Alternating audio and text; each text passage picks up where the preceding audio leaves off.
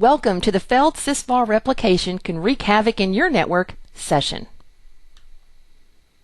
Let's start with an overview, kind of a destination check so you'll know exactly what type of information I'm going to cover. Before we get into the different replication engines and how they work, I'd like to cover SysVol itself. What is SysVol? Where does it come from? What does it do for you? Why do you even care about SysVol? And just to make sure everyone understands the terms I'm going to use, I'm going to cover a little bit of terminology right up front. We'll move into the File Replication Service, or the FRS process. Here, I'll take you step by step through the FRS replication process so you can understand the FRS troubleshooting issues that we encounter and why we encounter them. Some of the issues I'm going to cover are journal wrap conditions. I'll take you through how a journal wrap actually occurs and then how to fix it. We'll discuss authoritative versus non-authoritative restores and when to use one over the other. I'll also cover some tools to help you identify issues and monitor how well FRS is working in your environment.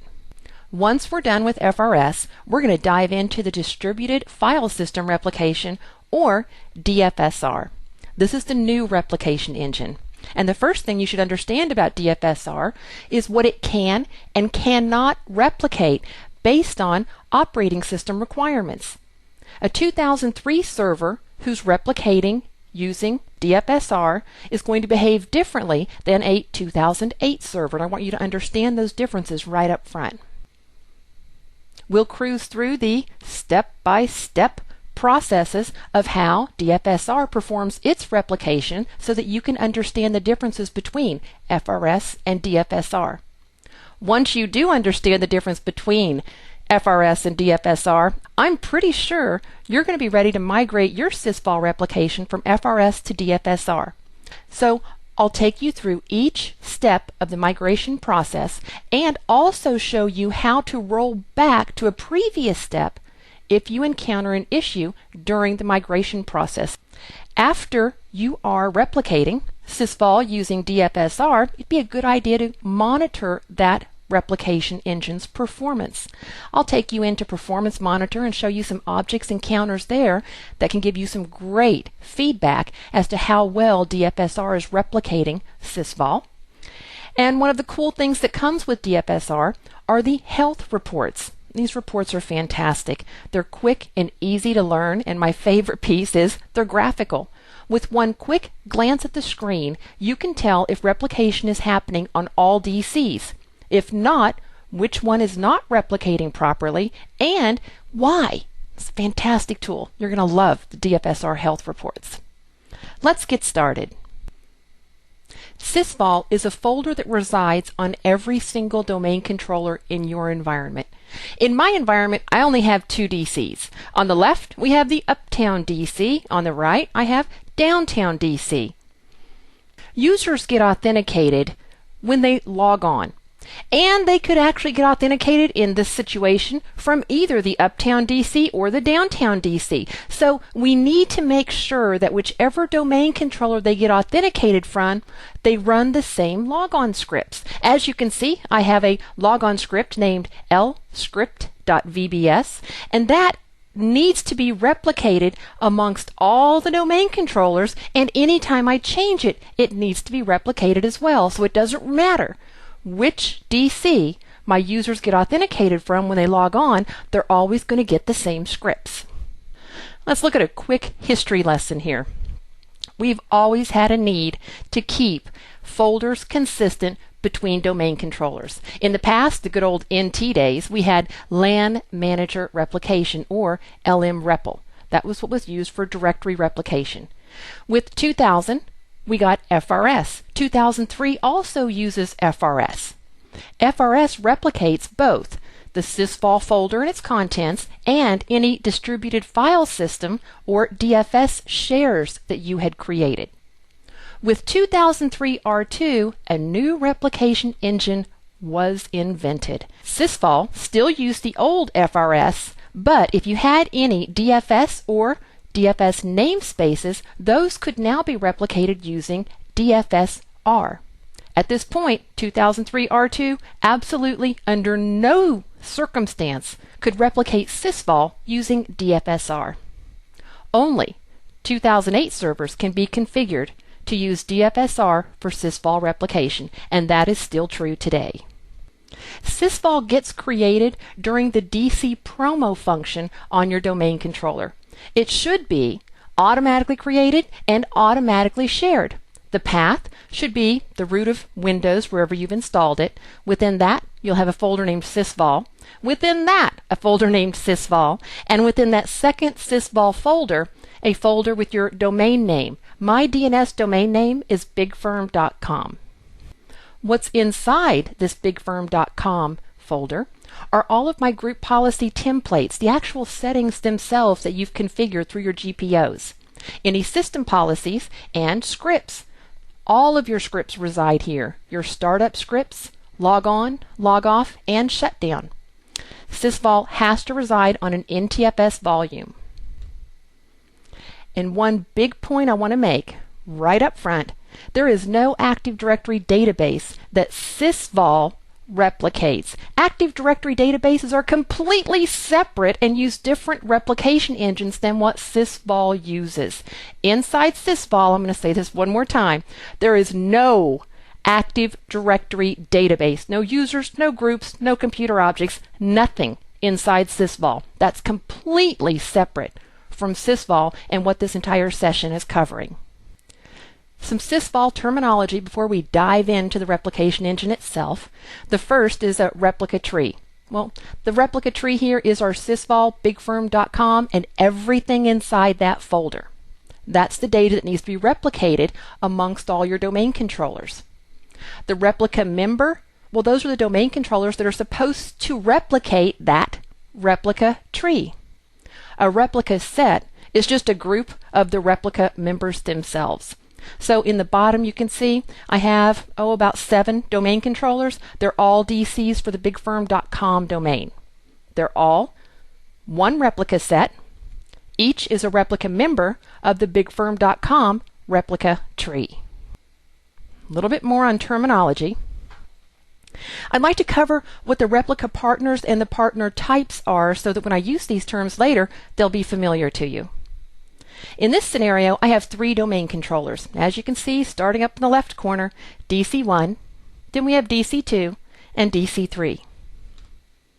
When a change is made to the contents of SysVol on DC1, and that contents is replicated to DC2 directly from DC1, that would make DC1 your upstream partner, DC2 is the downstream partner, and because the actual change occurred on DC1 and DC1 is the one telling DC2 about it, this is called direct replication.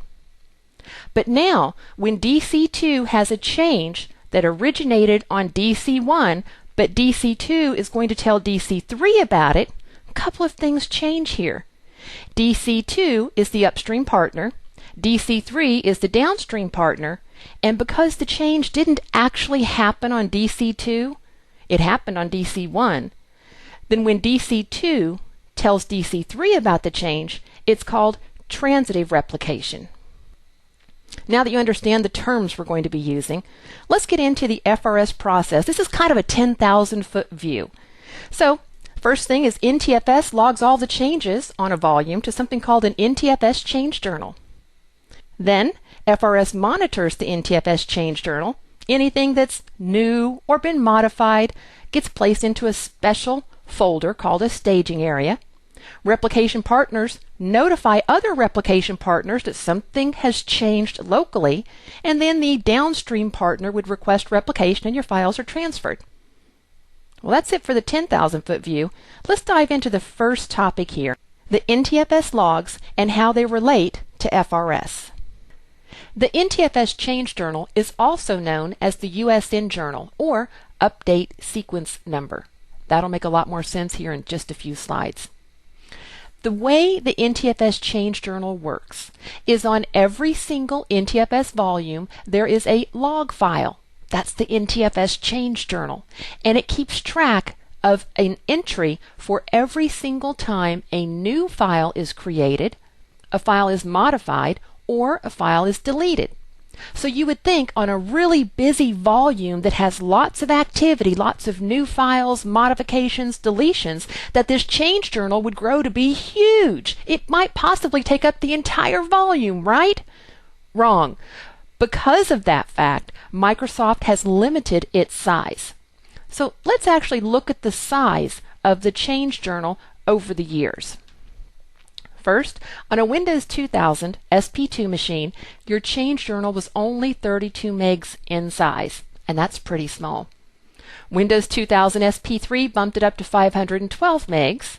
2003 pre-SP1 took it back down to 128 megs, but immediately a hotfix came out to bump that baby back up to 512 megs. 2008, it's 512, and your maximum size is 2 terabytes. What happens when the change journal fills up? Well, NTFS just goes back to the very beginning and starts overwriting the oldest entries that are inside that change journal. Now, FRS is constantly checking in with the NTFS change journal to find out if anything has changed. Got any new files for me? Any modifications? Anything been deleted lately?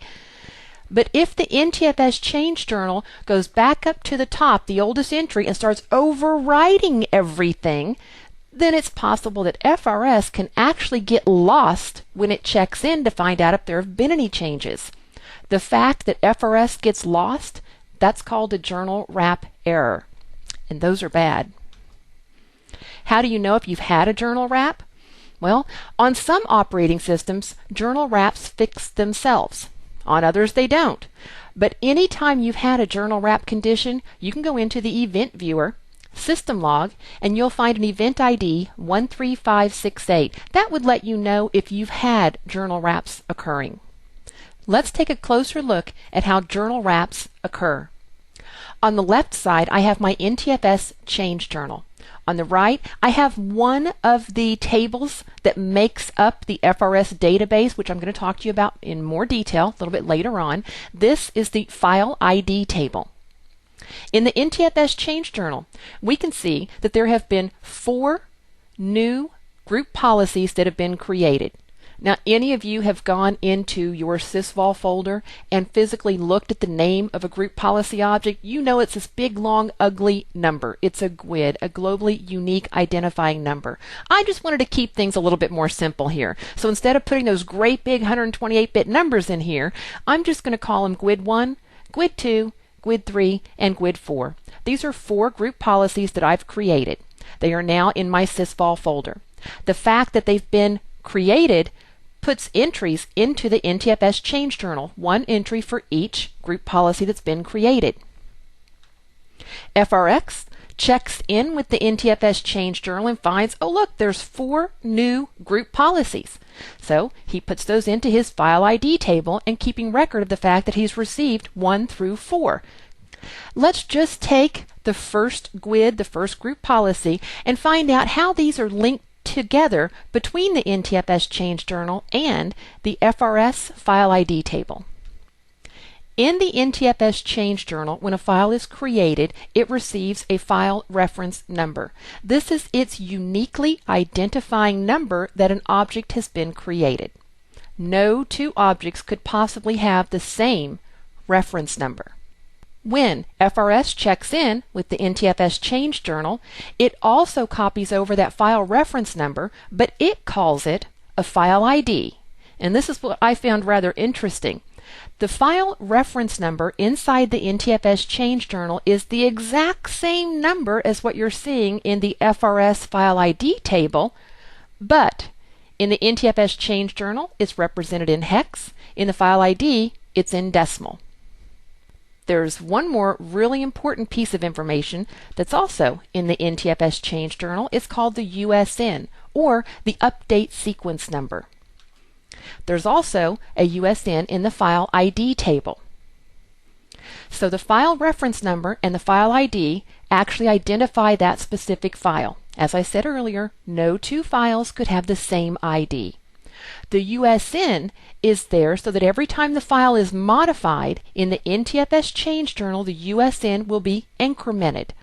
So the next time FRS checks in with the NTFS change journal, it goes down the list and it says, yeah, I've got that file because I have the file ID.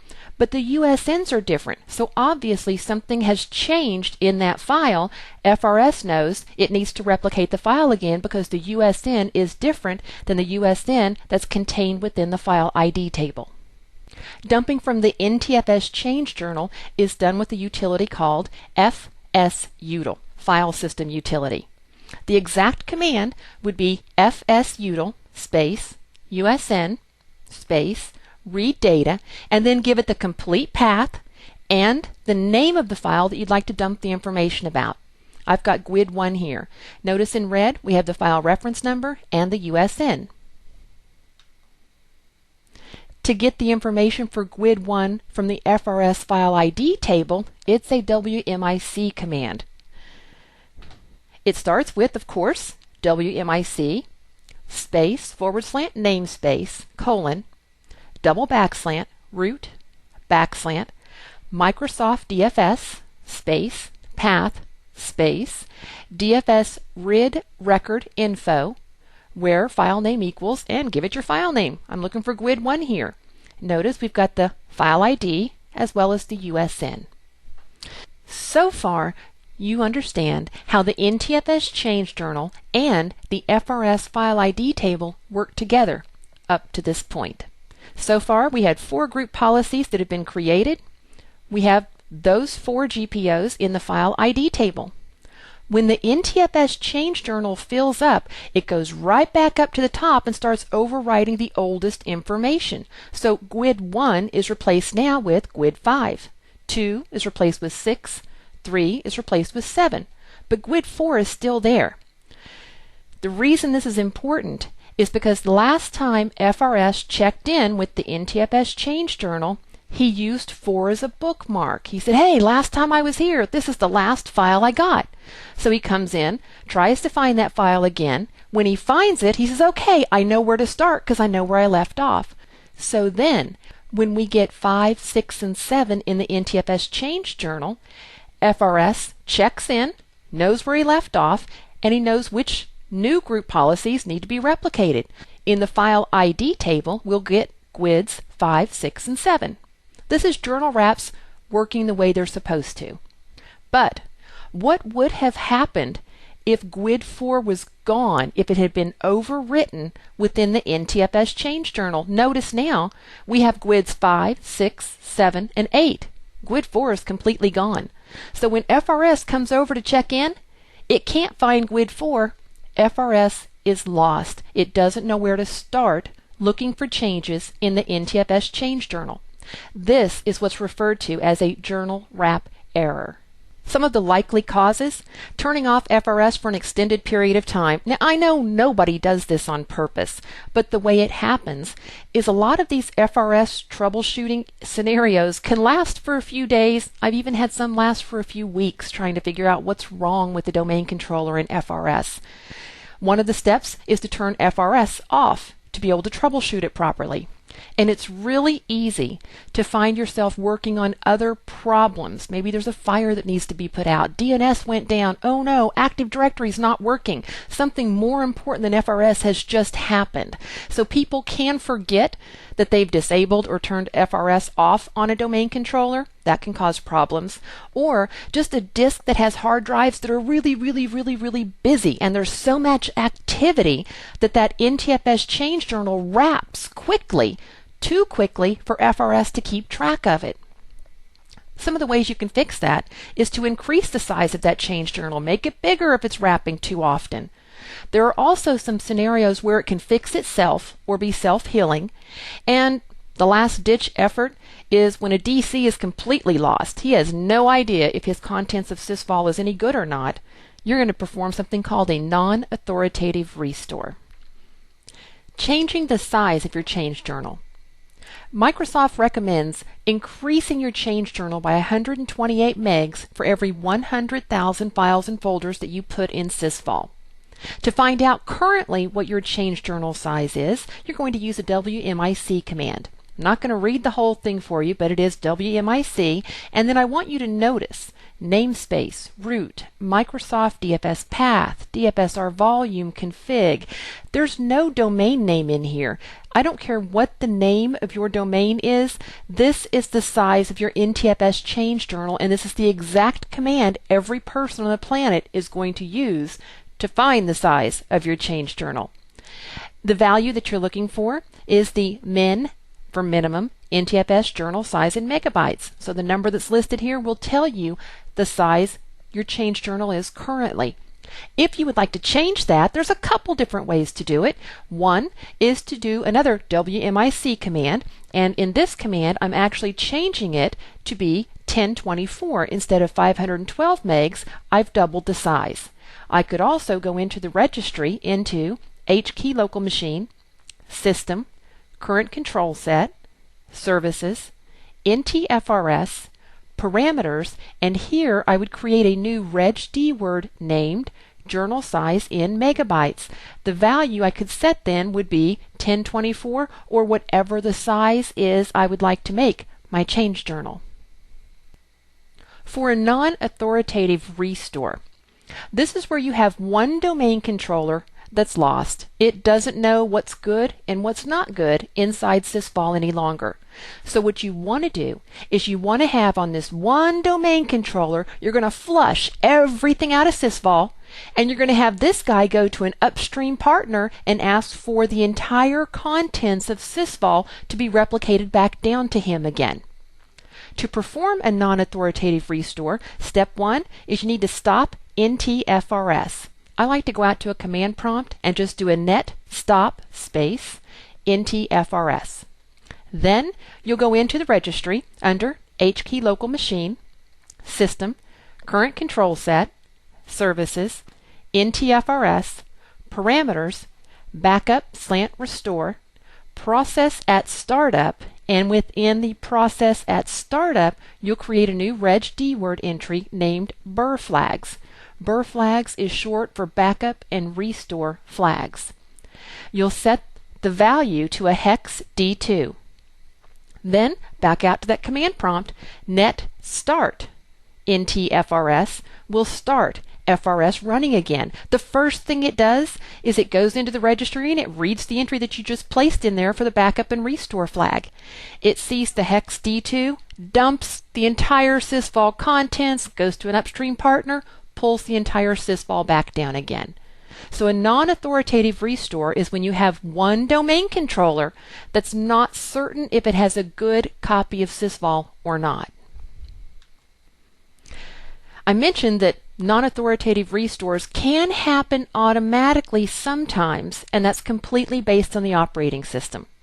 On a Windows 2000 or 2000 SP1, it only happens when you hack the registry and put the BUR flag D2 entry in.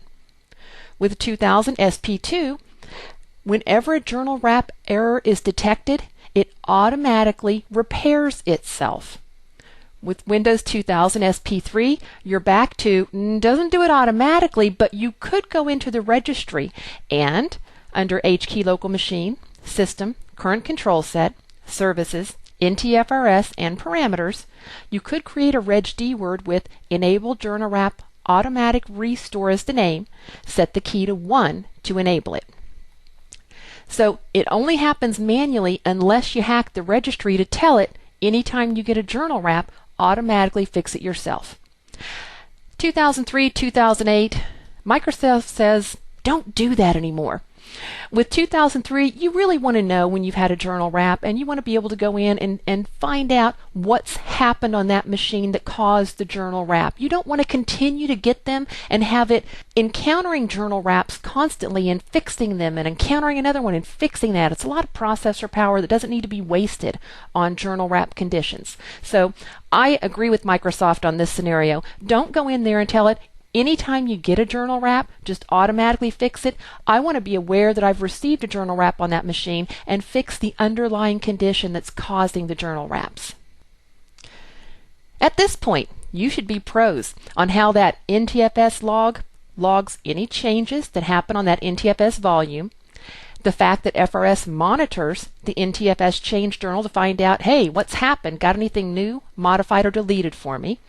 The next step is when FRS finds that there's files that need to be replicated, it's going to put them in something called a staging area. So let's discuss the staging area. The staging area is just a folder, but it's kind of a special folder. It's a folder that FRS has complete control of. FRS is not capable of replicating files if they're currently open. That's one reason why we can take a copy of a file, put it into the staging area. FRS is the only thing on the planet that can access the files in that folder, and it doesn't open them. So it knows everything is already closed. The purpose of the folder is to make sure that files are not changing or anybody is messing with the NTFS permissions on those files. So we'll get a copy of the file placed into the staging area, and then we also get something called marshalling occurring. Marshalling is the process of compressing that file itself, taking all the file attributes like read-only and NTFS permissions, and it smashes them all into one single file. That's called marshalling. So that's actually what's happening to your files when they're being placed into the staging area. The staging area is at the root of wherever you've installed Windows, SysVol, staging, and then your domain name. For me, it would be Big Firm, but this is hidden, so you won't see it by default. You might worry that the staging area could eat up all of your available hard drive space, but it can't because FRS has a specific limit to the staging area. By default, that limit is 660 megs. The smallest you can make it is 10 megs, and the largest you can make it is 2 terabytes. If you'd like to change how large your staging area is, you can once again go into the registry, HKey local machine, system, current control set, services, NTFRS, parameters, and create a regd word, staging space limit in KB, and then input whatever you want the size to be. Why would you need to change the size? Well, what happens when that staging area hits its limit? So the whole process, think about this for a second. You've got some files that have now been placed into a staging area. That staging area is where FRS is going to hold everything and where downstream partners will come and copy files from. That's the purpose of the staging area. It's just for FRS. So if a lot of files are created or modified and the staging area hits 90% of its size limit, then what's going to happen is the least recently used files are going to be removed until you're at below 60% utilization of that space. Any files that have been staged for downstream partners that haven't been replicated for 7 days, those will get deleted as well. But don't worry. If a downstream partner requests that a file be replicated from an upstream partner, and that upstream partner has recently cleaned out his staging area, he'll just regenerate that file and the marshalling process and put the file back into the staging area for any downstream partners that request it. Let's take a look at the FRS database. First, the database lives in wherever you've installed Windows, then NTFRS, JET, and it's going to be called the NTFRS.jdb because it's a JET database. It'll consist of 5 tables. There'll be a connection record table, version vector table, file ID table, an inbound and an outbound log. When you're troubleshooting FRS, most of the time you're going to be using the last 3, the file ID, inbound, and outbound log tables. You can dump these using a command line utility called ntfrsutl.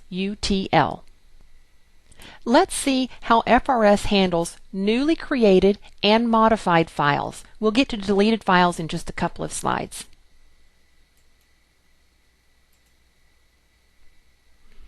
On my domain controller, I have a group policy that's just been created. An entry for the newly created GPO is placed in the NTFS change journal. In the FRS database, I get a new entry for that group policy that has the file ID and the update sequence number, or the USN. There's an entry placed in the inbound change order log for the FRS database. The file is then compressed and marshaled and placed into the staging area. An entry is placed in the outbound log, which you're going to see in a little while. The outbound log is what the downstream partners come up and read to find out what this domain controller has for replication.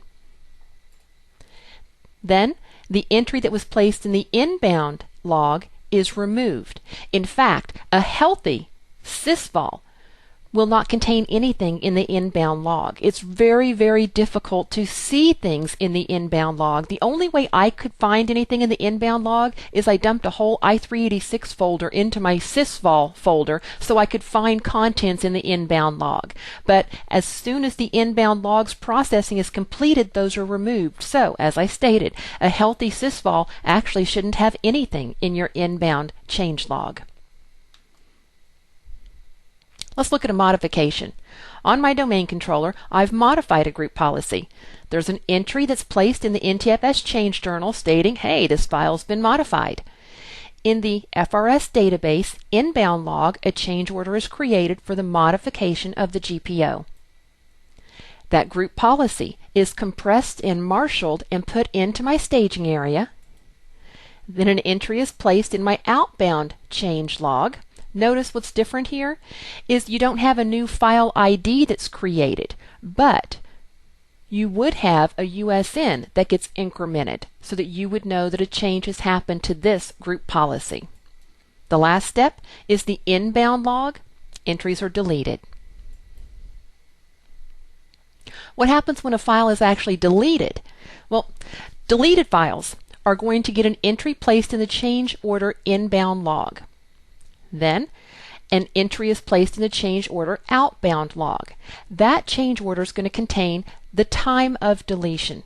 And the entry is actually tombstoned, so you have a lifetime of 60 days that you could bring it back if you wanted to. When the tombstone life actually expires, FRS will purge the file's entry in the ID table. The next step would be to notify partners that you have things that need to be replicated, so they should come and get them. And that's how it works. Partner replication is you notify your partner that changes have occurred, but that downstream partner is not going to come up and grab the changes until it gets a few extra processor cycles to do so. So it's up to the downstream partner as to when he actually connects to the upstream guy, reads his outbound change log, and then downloads the changes. But before we get to that, I want to talk a little bit about how does a downstream partner know which upstream partner to go to? And how does an upstream partner know which downstream partner to talk to? You have something called the Knowledge Consistency Checker, or KCC. KCC is responsible for looking at the topology of all of your domain controllers and making sure that every domain controller has a connection object with another domain controller. And if anything happens to the connection object, it breaks for some reason, KCC is supposed to be smart enough to recreate a new connection object between those two domain controllers. Now, this is the only thing we have borrowed from Active Directory. The connection objects and that topology that's created for Active Directory by the KCC is also used for FRS. This is how FRS knows which upstream, downstream partners they're supposed to replicate, and when you have site links, how often one site is supposed to replicate with another site. For these connection objects, FRS is going to go into Active Directory every time it starts and every 5 minutes after that to see if the list of replication partners has changed. If you know they've changed and you want to force FRS to go read the new replication topology, you can do that by going to a command prompt and typing ntfrsutil space poll space /now.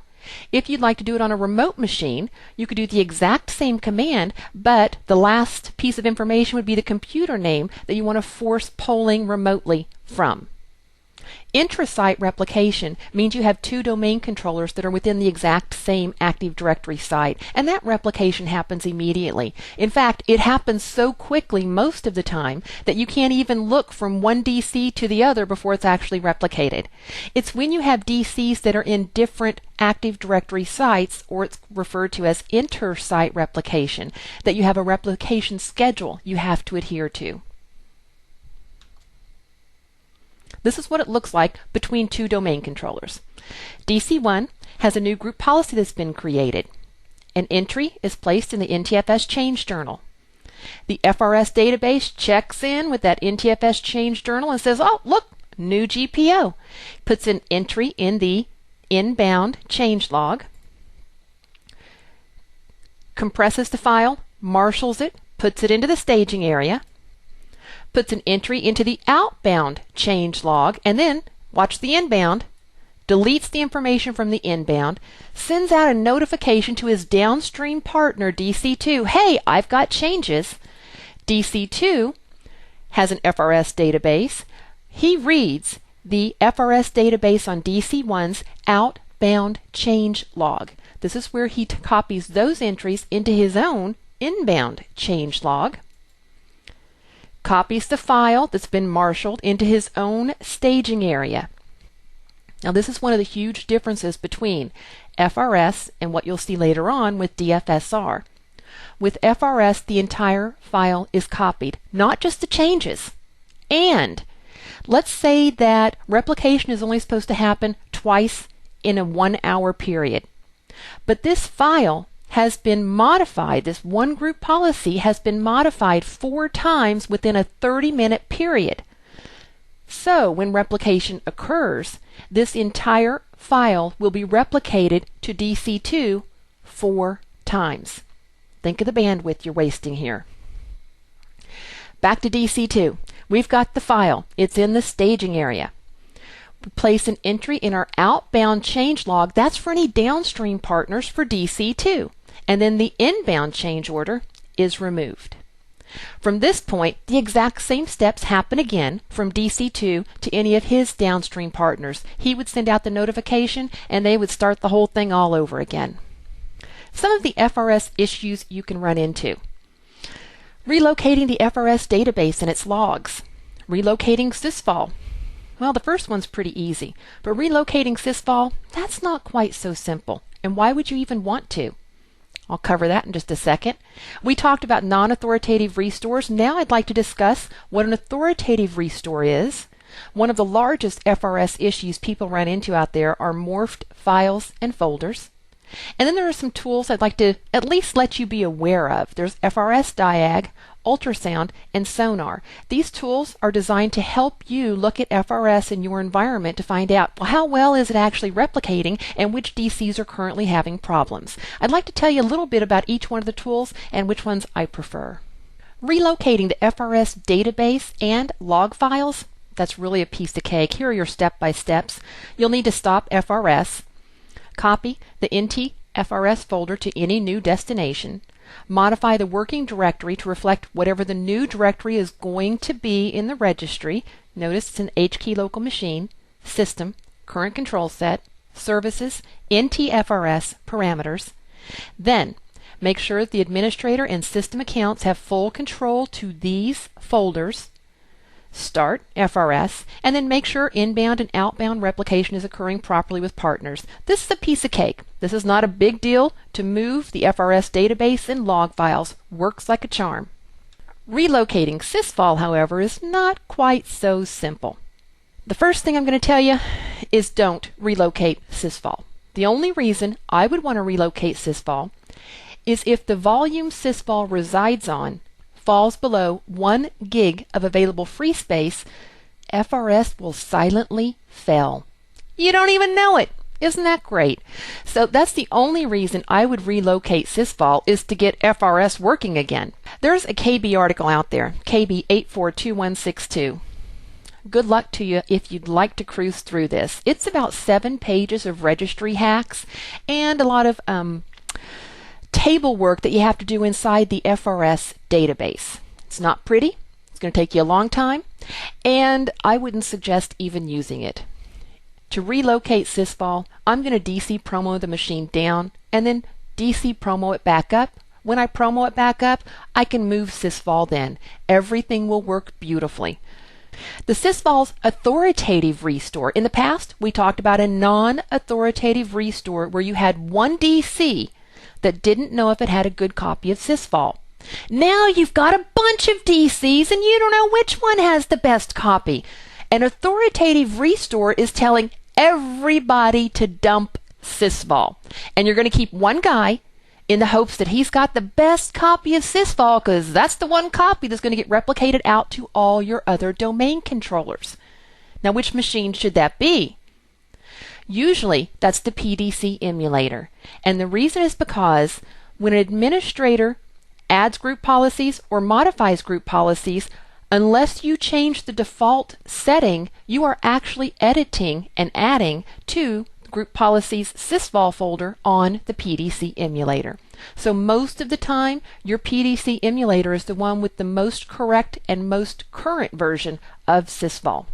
To perform an authoritative restore, you're going to stop FRS on all domain controllers, and please do not forget the one down in a branch office. Make sure you get them all.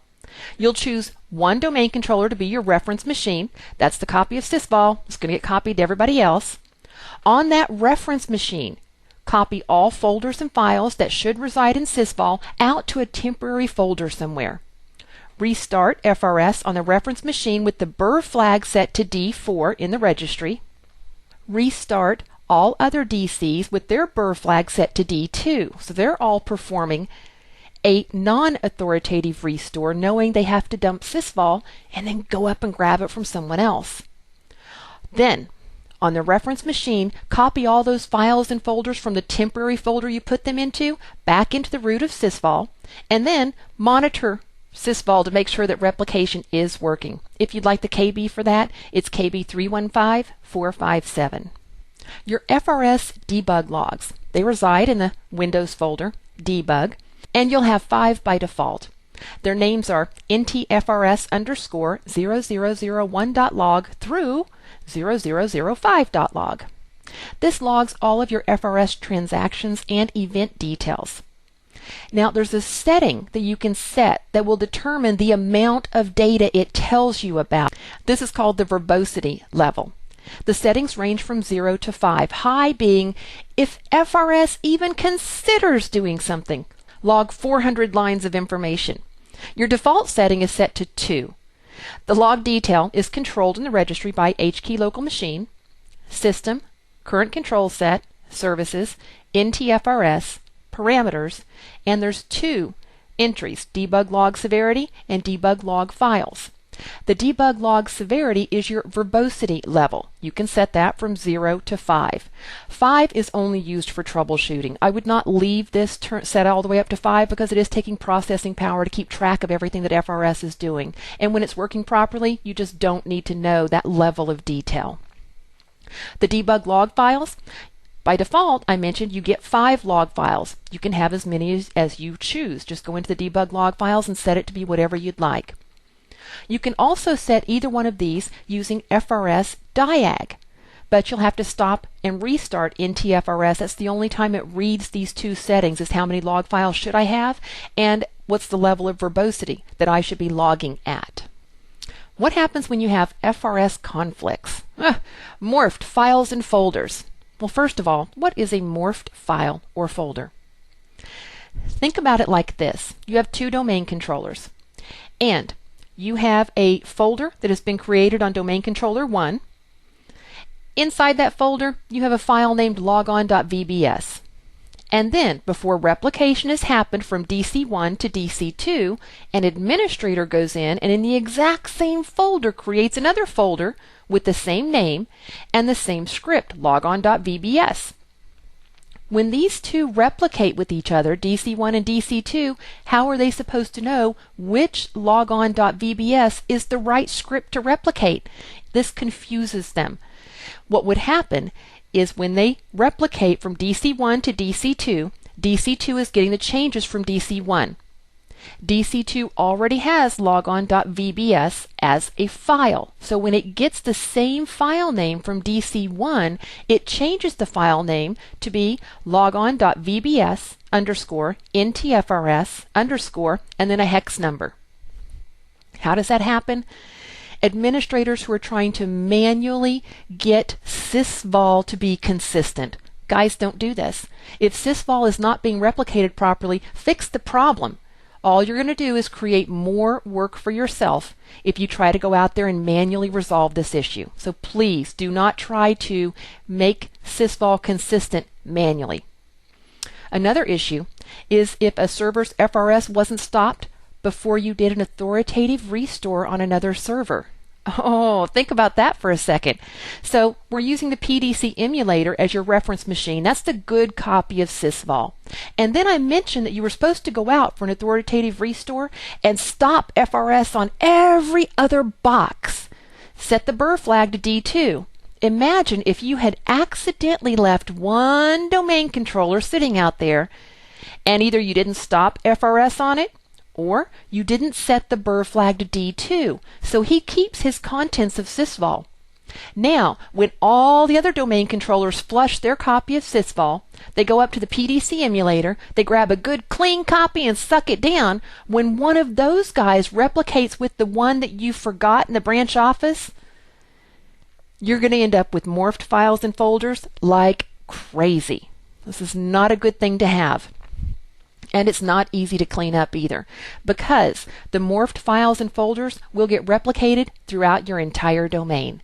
The way you know you've got morphed files and folders is you'll get this ugly little name. So anytime you see this type of naming convention inside SysVol, you have morphed files and folders. The way to resolve your morphed files and folders is you have to rename the original file or the folder and rename the morphed file and folder to different names. And this is the most important step. That's why it's in red. Wait for this to propagate to all your servers, or you're just going to start the whole process all over again, and you don't want to do that. After the new names have propagated and replicated to all DCs, choose the files and folders you want to keep, rename them back to the original. Then you can delete all the unwanted copies that you didn't want to keep. Step-by-steps for that are in KB 328492. Some tools of the trade for FRS. My favorite is FRS Diag. FRS Diag is a GUI tool. It's just got one page for the user's interface, and I can go in and select check marks in what I want it to go do for me. One thing I could do is tell it to dump the event logs. I could ask it to tell me about journal wrap conditions. FRS is very, very easy. It takes all of 1 minute to download, 15 seconds to install, and it just works great. Ultrasound. Ultrasound is a great tool, but guys, step one, it requires a SQL database. FRS Diag does not. Ultrasound will actually install a WMI provider on every single domain controller, and then it polls the DCs at whatever intervals you've defined to determine what the FRS status is, and then it puts that information into the SQL database. So you also have to keep in the back of your mind, that's the information that was gathered the last time this ran, so it might not be the most current information you have right then and there. You can, however, configure ultrasound to email or log an event in the application log whenever an error condition is detected. So it does a little bit more for you than FRS Diag, but FRS Diag is just a quick, easy tool to get and to learn. Sonar is another fantastic FRS tool. If for no other reason, the help files are phenomenal. They did such a great job with this. They went in and found every single event ID that could occur for an FRS issue and have documented them. So the help files here, if you are trying to troubleshoot FRS, please download Sonar. All of these are free tools that are downloadable from Microsoft. Well, I should say except for SQL Server. But you could use one of the scaled down versions of it, MSDE or something like that. With Sonar, you don't need SQL. It can tell you which servers have FRS disabled or stopped, who doesn't currently have their SysVol shared, whose staging area is currently full, who's having to regenerate files in the staging area because downstream partners are coming up and requesting the files, but possibly because the staging area got full. Remember, it can only grow up to be 90% full of that 660 megabytes before it starts cleaning things out. So much is happening on that machine that it's cleaning the staging area before your downstream partners have a chance to actually replicate the files from that staging area. Now, we know that's not an issue, but If that's happening a lot on one machine, you need to address why is that happening so often on just one domain controller. Maybe on that one machine you're having a lot of disk activity. Sonar can also tell you which machines currently have their burr flag set to either a D2 or D4. You can also find out the size of your NTFS change journal and whether you have morphed files and folders. Well, that finishes up FRS. It's now time to get into the Distributed File System Replication, or DFS-R. I know the overview of the whole session was a long time ago, or at least it seems like that to me right now, so I wanted to give you another overview, just the bullet points on what we're going to cover for DFS-R. We'll begin with what DFS-R can replicate based on the operating system you're using, 2003 versus 2008 again. We'll look at some of the requirements for SysVol to be replicated using DFS-R, and then I want to point out some of the really cool features and ways that DFS-R replicates and compare those to good old FRS. Once we've done that, it's time to go through the migration process. So I'll take you step by step through migrating SysVol's replication from the old FRS to the new DFS-R, and I also want to show you how to roll back in case you run into issues during the migration process. After you've migrated your SysVol replication over to DFS-R, I'll take you into Performance Monitor and show you some objects and counters that can help you see just how well replication is working for you. And the easiest way to really do that is the DFS-R health reports. So I'll take you through the user interface to look at the health reports, and then also some command line entries that might make your life a little bit easier. To start with, what DFS-R can and cannot replicate. If you have a 2003 server as your operating system, then your distributed file system shares and any distributed file system namespaces that you've created can be replicated using DFS-R. You could also choose to use FRS, but you really want to go ahead and stick with DFS-R on those. The big issue here is that on a 2003 domain controller, there's no way on this planet you are going to get SysVol to replicate using DFS-R. It's just not possible. When we get down to the 2008 servers, once again, you can replicate your distributed file system shares and your distributed file system namespaces, but now you can also, if you choose, replicate SysVol using DFS-R. Notice what I'm talking about here when we discuss SysVol, it's only domain controllers. So if you wanted SysVol to be replicated using DFS-R, only your DCs have to be 2008. All your member servers could still be 2003, they could be 2000, who cares? They're not doing SysVol replication. So this is very specific to domain controllers only. Now for the requirements for replicating SysVol using DFS-R. All of your domain controllers must be 2008. DFS replication can actually be managed from XP Pro workstations, Vista workstations, Server 2003, or Server 2008. A little DFS-R terminology before we dive in. A few of these are the same as FRS, but to start we have replication group. Well, that's your set of servers. Replicated folder, we're talking about SysVol as the replicated folder. Your connection topology, which members will replicate with other members. This is one of the cool things of DFS-R. With FRS, we use the Active Directory Knowledge Consistency Checker objects for our connection topology. So, setting up which member is supposed to replicate with which other member and which connection objects you had and which direction they went in. In FRS, that was all KCC handling it for us, and we used the same connection topology that Active Directory use. With DFS-R, you can set your own connection topology. You don't have to. You can leave it at the defaults, or you can set it up to do one-way replication if you choose. So you could have one member whose job was to replicate data out to everybody else. Or you could set it up so that you had multiple paths of replication. It's completely up to you for the connection topology now.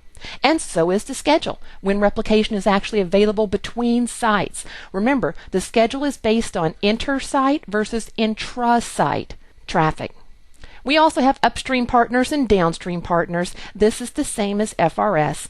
Downstream partners go to an upstream partner in order to initiate replication. So what it might look like, I have two sites here. I have an uptown site on the left and a downtown site on the right.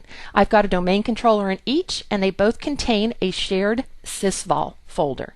The name of my domain is bigfirm.com, and they're connected by this nice little WAN link right here. The SysVol folder itself is the replicated folder, and each domain controller is a member of the SysVol replication group. Now it's time to get into DFS-R and its replication mechanisms. The first thing that's really important to know is there's a step that happens before replication occurs here, before a notification is sent from an upstream partner to a downstream. As you can see, I've got an uptown DC and a downtown DC. Before they even attempt replication, they exchange version vector tables to find out if replication needs to occur based on whether there have been any changes since the last replication cycle. Each domain controller has its own local copy of the version vector table. That domain controller will have a version vector number for its level of changes, along with the last time it replicated with other DCs. It will also have that DC's version vector number in its table. This is what it looks like. On Uptown DC, it has its own version vector number of 20. This will make sense in just a minute when we see how the version vectors are incremented. So to start with, I have Uptown DC that has a version vector number of 20. I have Downtown DC. The last time these two guys replicated, Downtown DC had a version number of 30. So if it's time to replicate, Downtown DC, let's say, is the downstream partner. It checks in with Uptown, they exchange the version vector tables, and they realize that nothing has changed since the last time they replicated. They stop replication at that point. There's no reason to go any further. There's nothing to replicate. But when something changes on Uptown DC, it increments its version vector number to 21. Now, when the downstream partner, Downtown DC, checks in with Uptown DC, they exchange version vector tables, and Downtown DC sees that Uptown DC's version vector is now 21. They know that replication needs to occur because there have been changes. So this is one way in which DFS-R is a little better than FRS, because they check to see if replication needs to occur at all. If it does, then only the changes in a file will be replicated. This is a huge difference from FRS. Remember, FRS would replicate the entire file. In fact, if that file were modified more than one time in a single replication cycle, the number of times the file is modified will be the number of times the entire file gets replicated to its downstream partners. The way DFS-R handles this is with remote differential compression. RDC is what allows these DCs to keep track of changes down to 16-byte chunks. Now, the data itself has to be hashed so that we can tell what's changed and what hasn't changed. So we'll hash them in 16-byte chunks.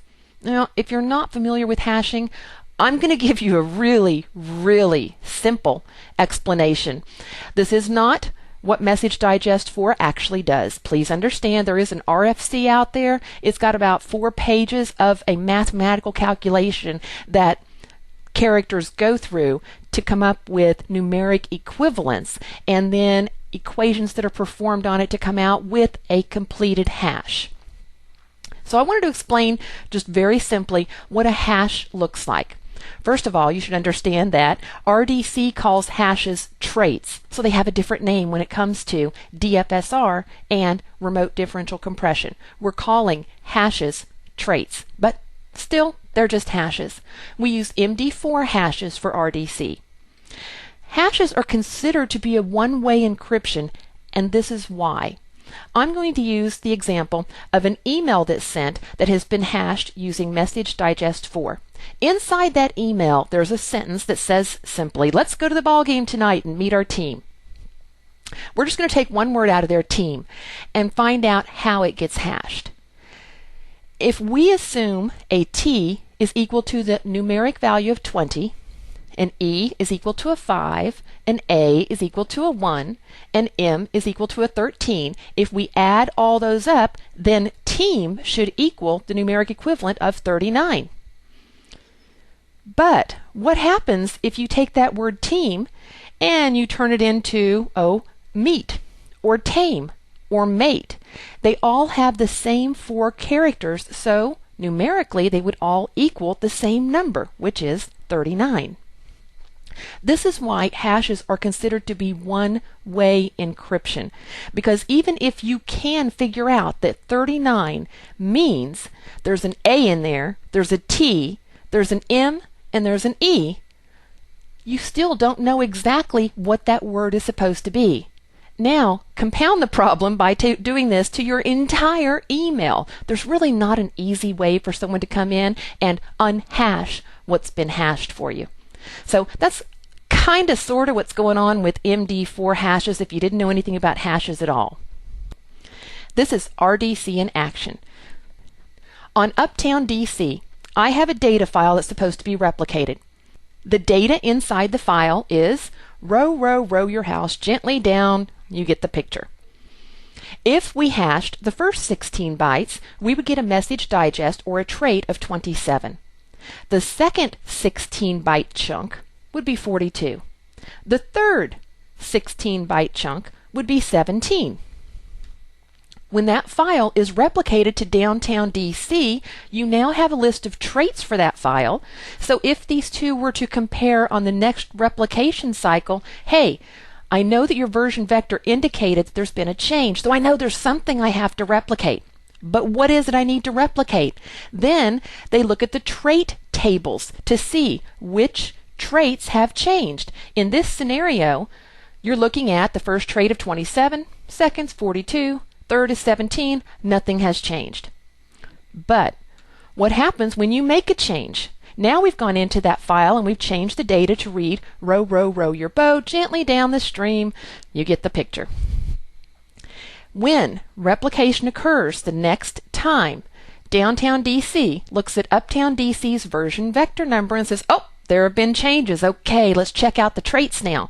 Then they compare the traits of the files and what has been changed. So if you compare the traits here, the first 16-byte chunk, row, row, row, was 27. It's still 27. That 16-byte chunk won't be replicated. The second trait is now 35 where it used to be 42. And the third is now 22 where it used to be 17. So out of this entire file, only those two 16-byte chunks will actually be replicated over to downtown DC. So the use of version vector tables and RDC greatly, drastically reduces the amount of bandwidth replication is going to consume on your network.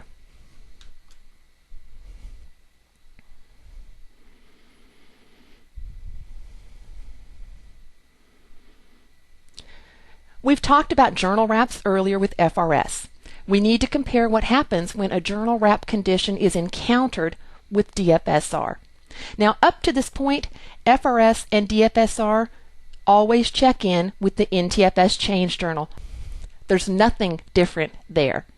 But what is different is the fact that when a journal wrap condition is encountered, DFS-R always heals itself. And this is how it does it.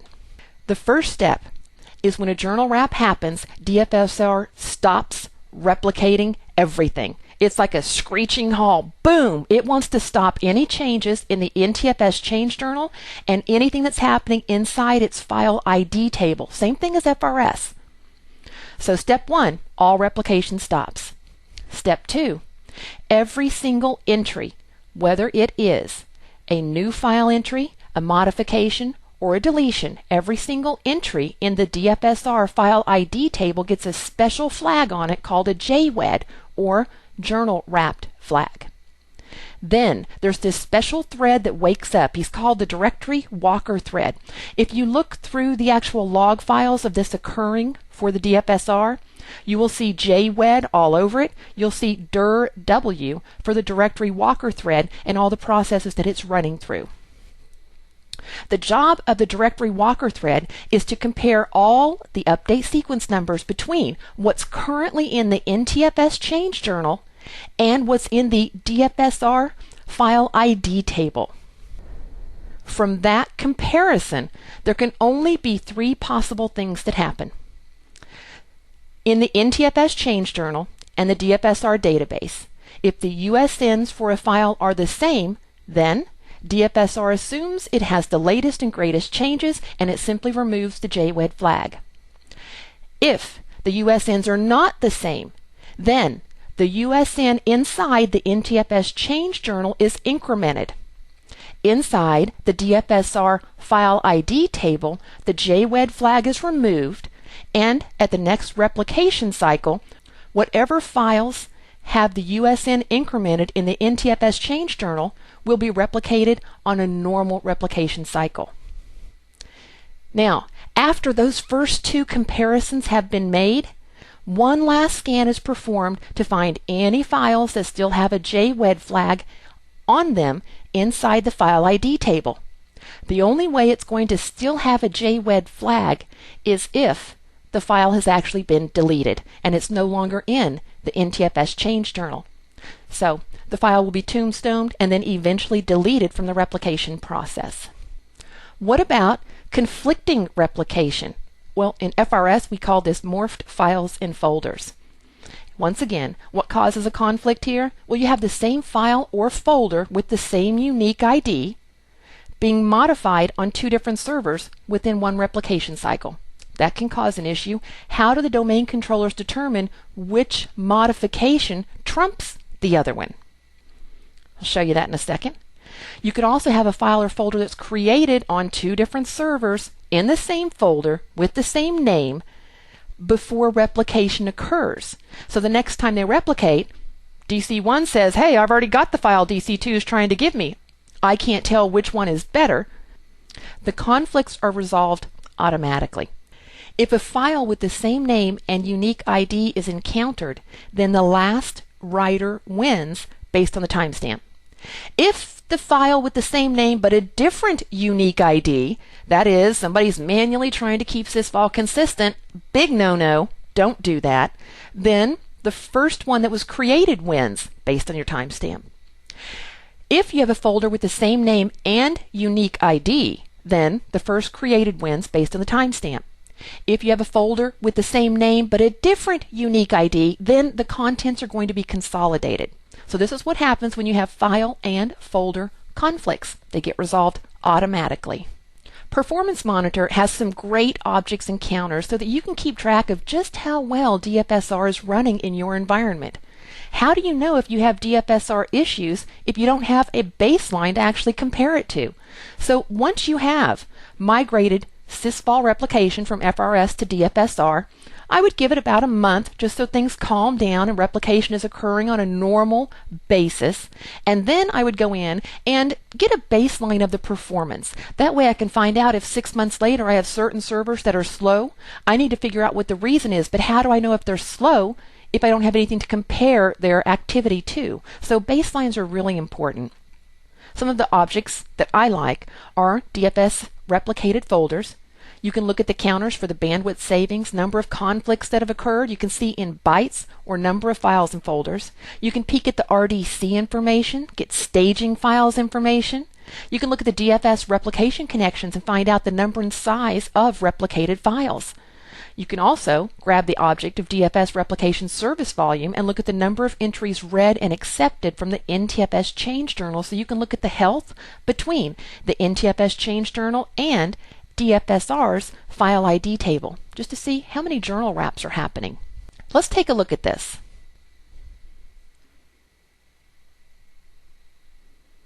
I'm going to launch one of my virtual machines. And this is Uptown DC. To get to Performance Monitor, we'll go through Start, Administrative Tools, and the full name is Reliability and Performance Monitor.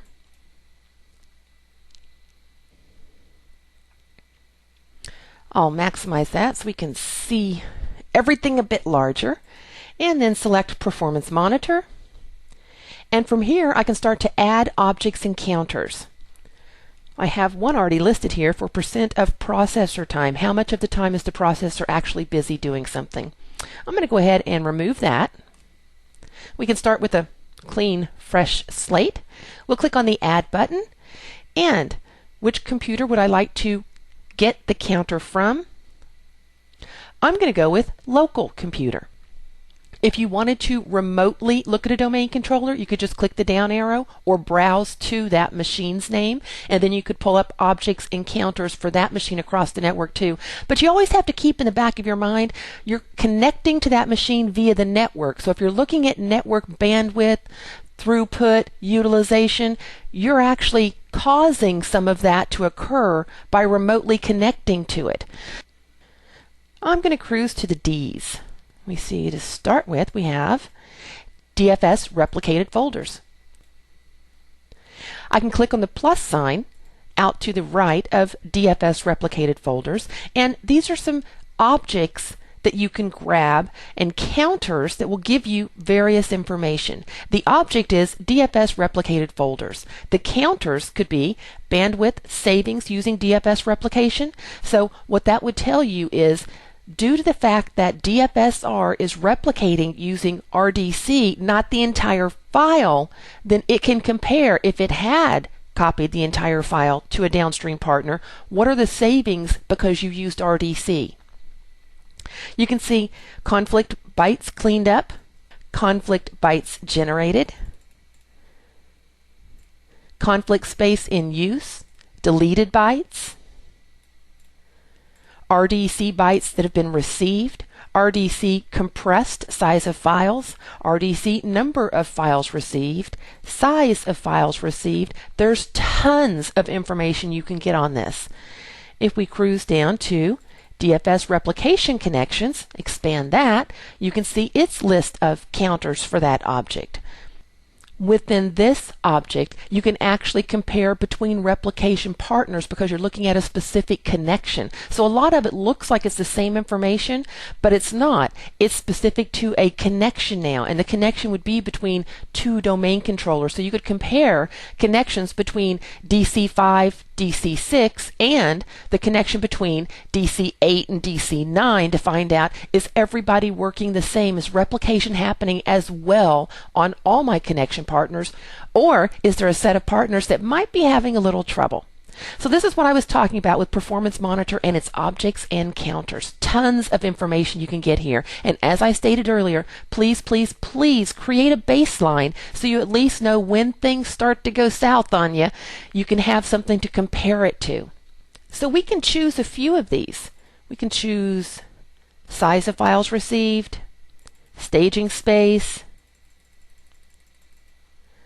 RDC compression, RDC size,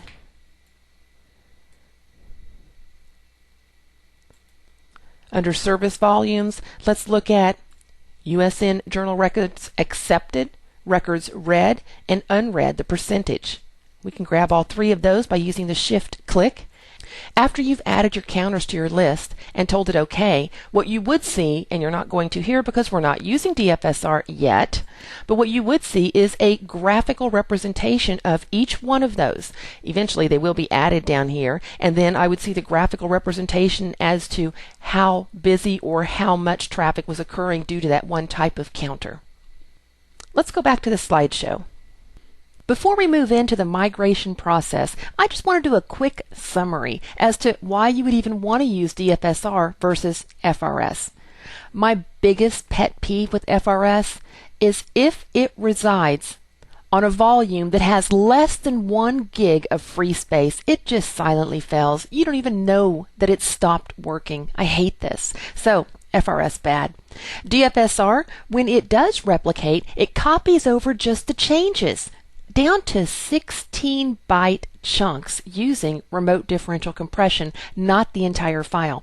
And DFS-R will only copy the latest, greatest modification if the same modification was made repeatedly within one replication cycle.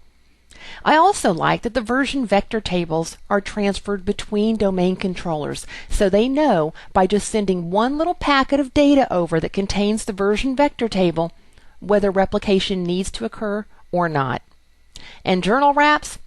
That's something from the past. Journal wraps are now self-healing, and DFS-R does a fantastic job with repairing journal wrap conditions. Also, any morphed or conflicting files and folders, they get automatically resolved. I like that one too. So migrating SysVol Replication to DFS-R. I want to cover some pre-migration scenarios and then talk about the actual migration. The demo I'm going to show you is I have a PDC emulator that was originally a Server 2003 machine. It's been upgraded to 2008. My second machine is a 2008 domain controller. I'm in domain mode, Server 2008. Now I want to mention this just real quick. If you're in a pristine 2008 or 2008 R2 environment, you're not coming from an old 2003 environment that contains SysVol already. You're starting from scratch. You're going to be replicating SysVol using DFS-R. That's the default. So the migration process is only for those people, which I believe is about 99% of the workforce out there, that had a 2003 environment that has been upgraded to 2008.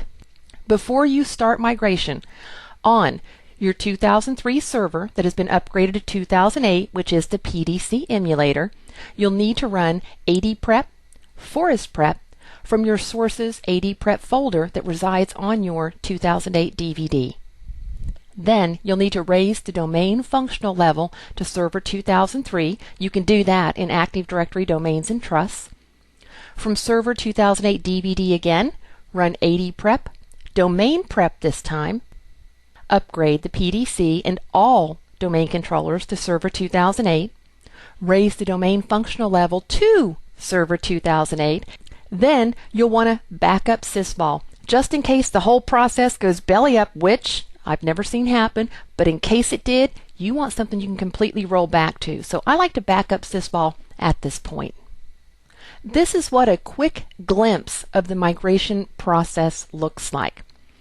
Every domain controller out there starts at state 0. That's the starting position of migration. They're currently all replicating SysVol using FRS. We have the start position, which is state 0, and to move from state 0 to state 1, which is the prepared level of migration, you have to go through transient states of 4 and 5. Now, I didn't write this, I didn't come up with this, I'm simply telling you what Microsoft has out there. This was taken from an actual Microsoft document. So we go from state 0 to state 1, then from state 1 to state 2, which takes us through the transient state of 6. Then we can go from state 2 to state 3, which is the eliminated state, but we have to go through the transient state 7. Now, I don't expect this to make any sense to anyone right now. It didn't make any sense to me the first time I looked at it, so I'm going to break down each individual step and show you what happens in each one. The tool we're going to be using is DFS-R MIG.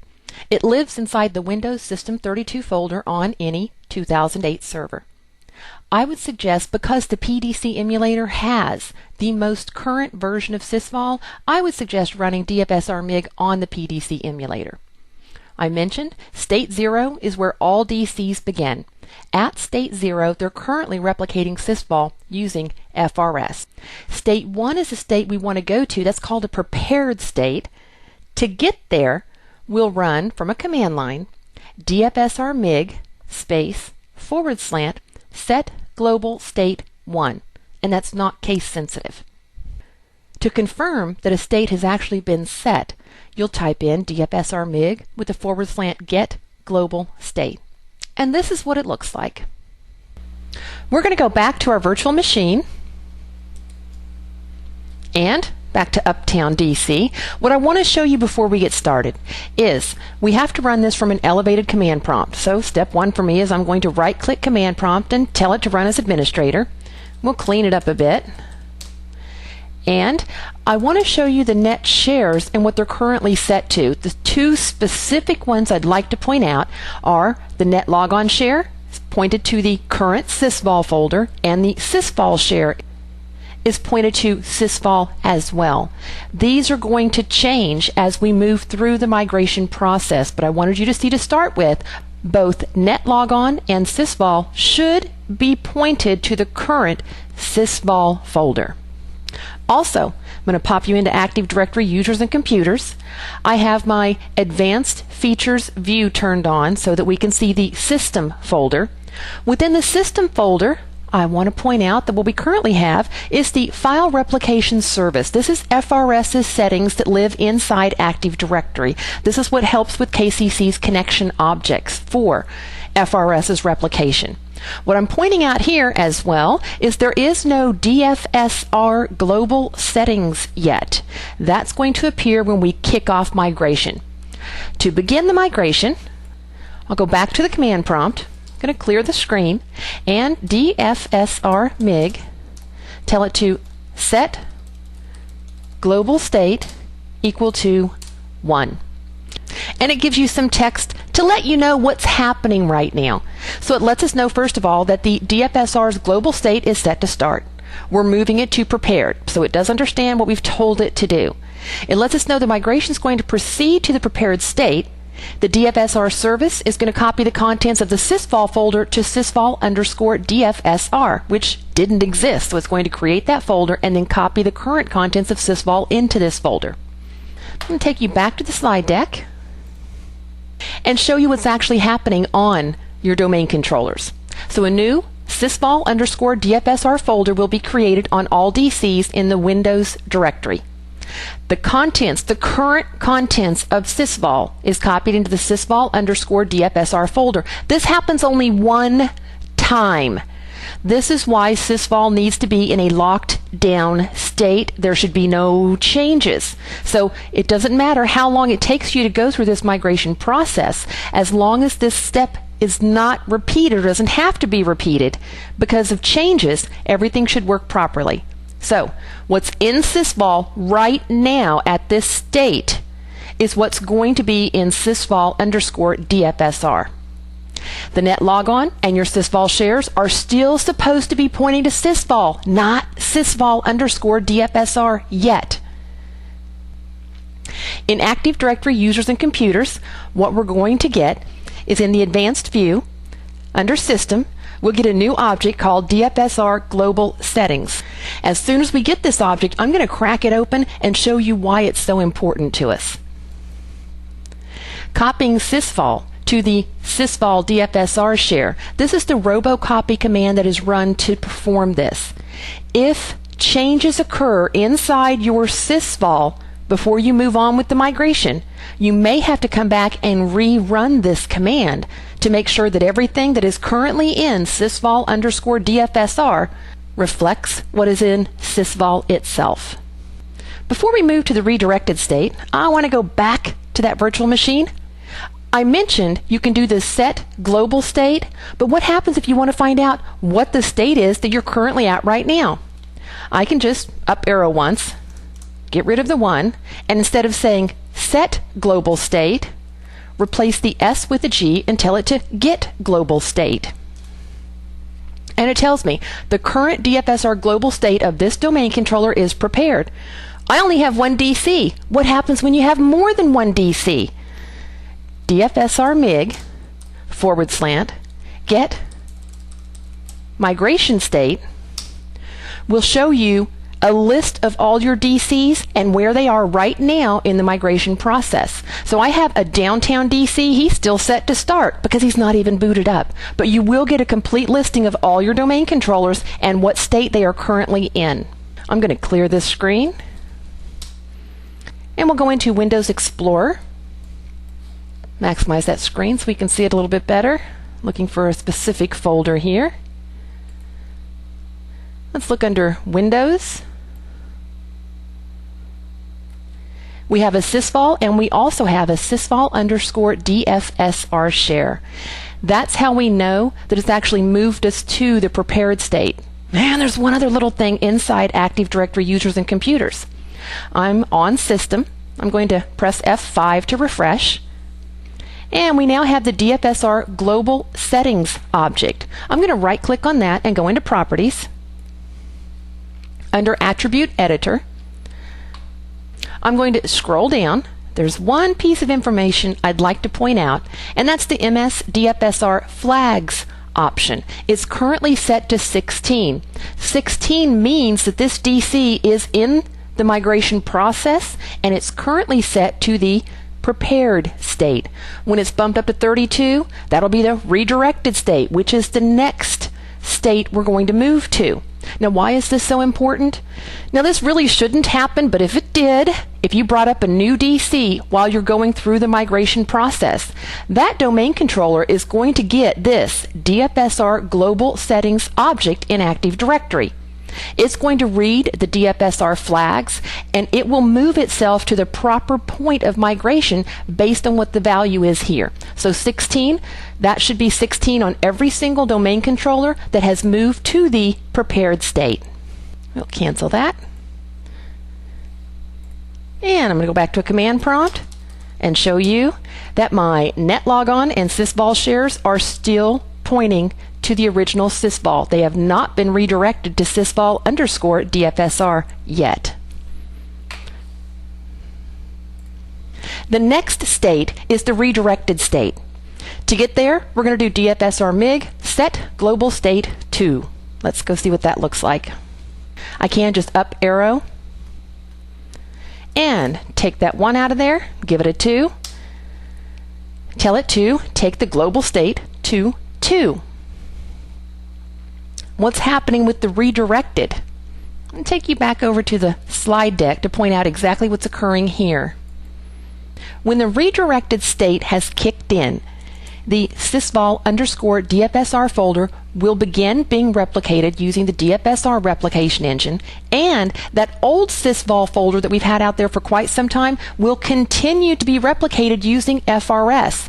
I just want to mention this one more time because it's so critically important. At this point, there should not be any changes whatsoever in the SysVol folder.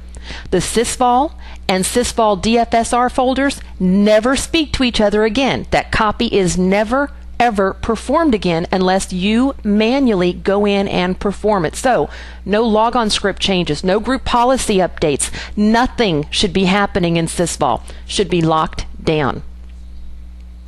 During the redirected state, we're going to redirect that SysVol share to the new SysVol_DFS-R folder. So SysVol as well as netlogon should be pointing to the new SysVol_DFS-R folder, not the old SysVol folder. In the registry, under HKey local machine, system, current control set, services, netlogon, and parameters, you'll have SysVol ready set to false. This will set SysVol to the new SysVol_DFS-R folder, and then it'll set SysVol ready to true. You don't have to do this, but if it fails at this point, you can manually go into the registry and set SysVol ready to false, change the path of SysVol, and then set SysVol ready to true again if you needed to.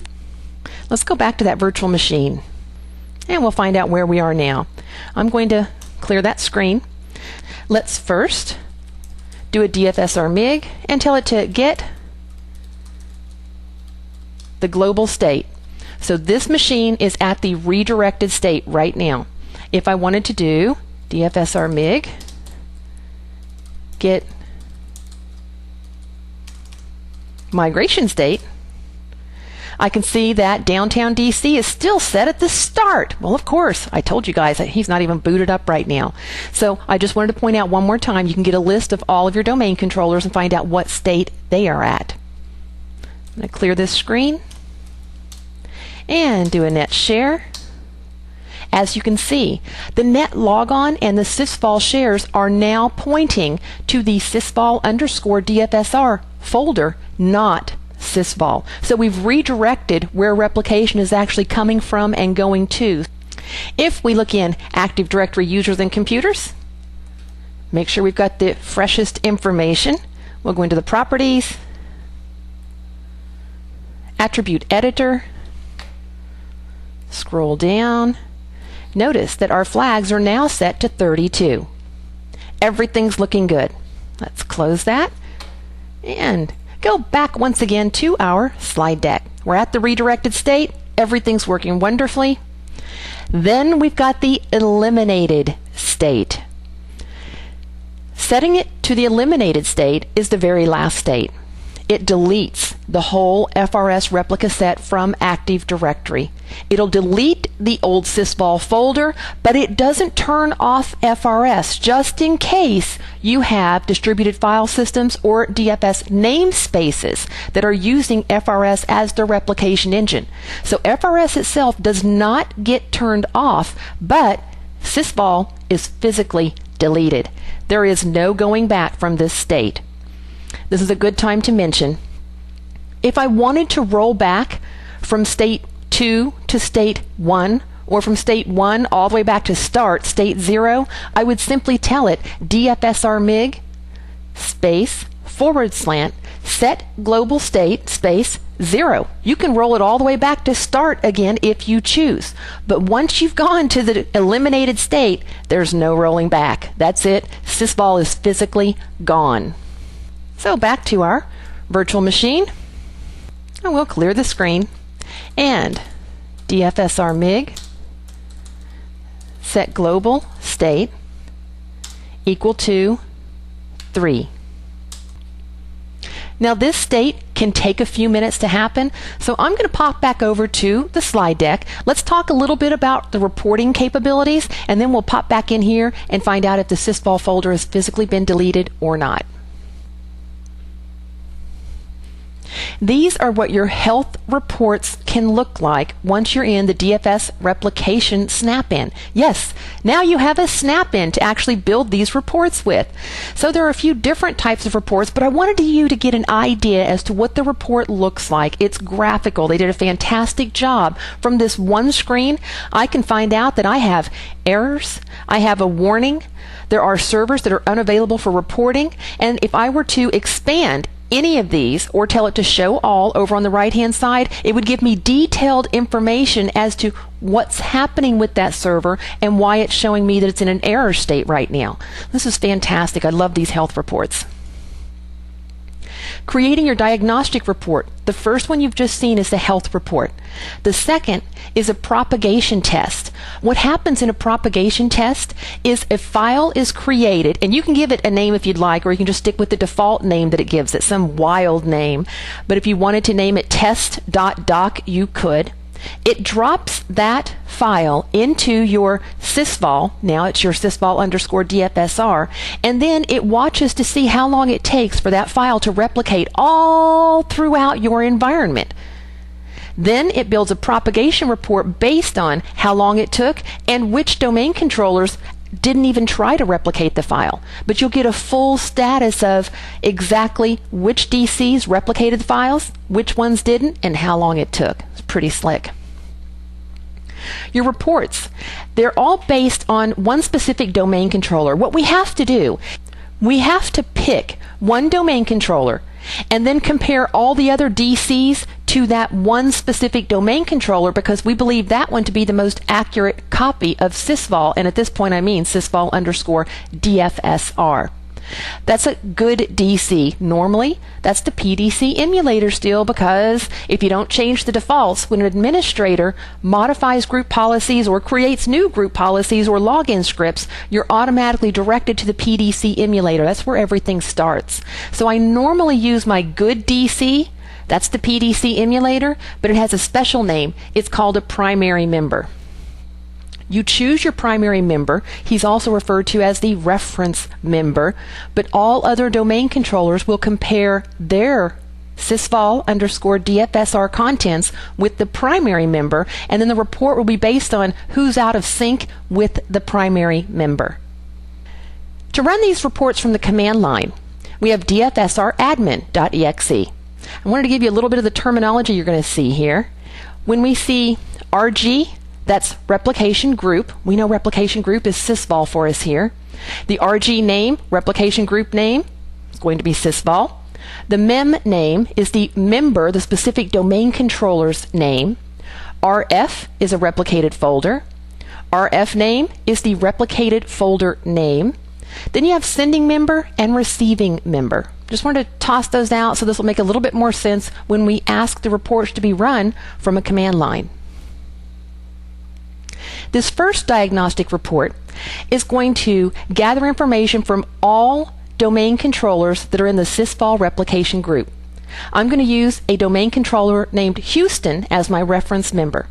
The report is going to be named Health Report. It's an HTML. I'm going to store it in the C:\reports folder on the local machine.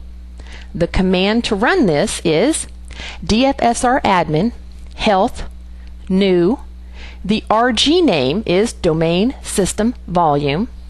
The reference member name is going to be domain name first, so big firm / Houston, that's my primary member, and then the report name itself is going to be stored in the C:\reports folder, healthreport.html. And I'm going to tell it to also count the number of files that are in SysVol so I can find out who doesn't have the same number as the reference member or that primary member. So fsCount true will also give me a count of the files inside SysVol_DFS-R.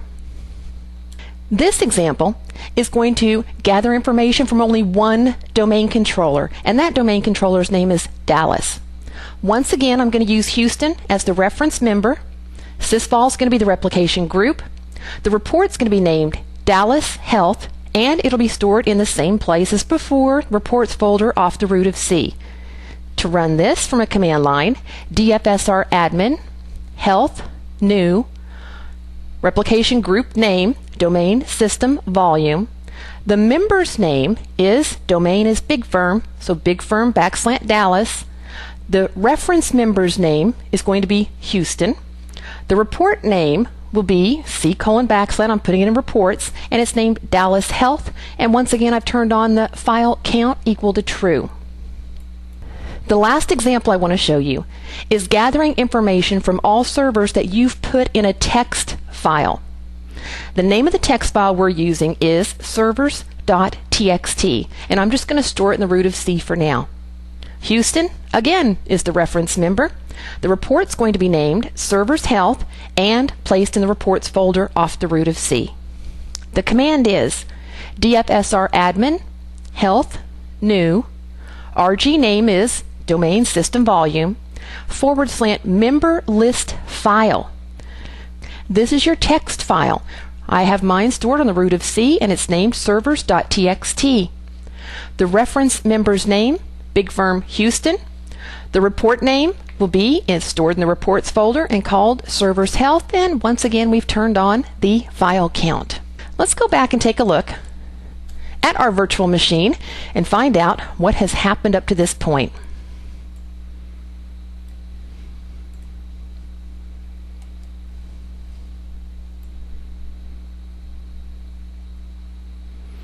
I scrolled back up to the Windows folder, highlighted Windows, pressed F5 to refresh, scrolled back down, and SysVol is deleted. The only SysVol we have now is SysVol_DFS-R. This migration works perfectly. Almost every single time I've run it, it's really a piece of cake. So in summary, we talked a lot about FRS. We talked about the entire FRS process. The fact that the DFS-R process is very similar. It has file ID tables to check in with the NTFS change journal. All that's the same. And we pointed out what the major differences are between DFS-R and FRS. Due to those differences, I say we should let FRS rest in peace. It's time for everybody to move SysVol over to DFS-R. It rocks compared to FRS. DFS-R MIG works like a charm every single time. I hope you guys enjoyed this session. I hope it made a little bit of sense to you. If I can help in any way, please let me know. My email address is Rhonda@deploymentdr.com, and thanks a lot for viewing my session.